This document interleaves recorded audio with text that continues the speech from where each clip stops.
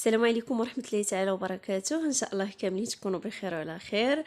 المهم اليوم كيف ما كتلاحظوا معايا غادي نشارك معكم الطريقة ديال الخدمة ديال نصدوق السفيفة مرمى مخدومة باليد.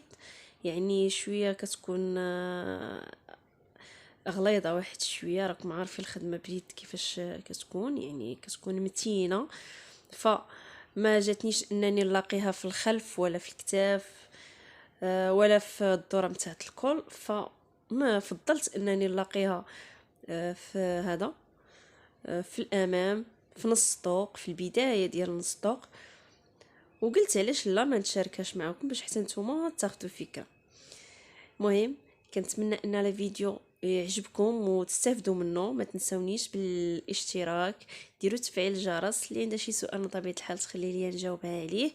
تهلاو ليا في راسكم، ما تنساوش تكملوا الفيديو حتى الاخر باش تشوفوا النتيجه النهائيه نتاع هاد الجلابه اللي هي بلا قب. تهلاو ليا في راسكم بزاف بزاف بزاف، وباي باي عليكم.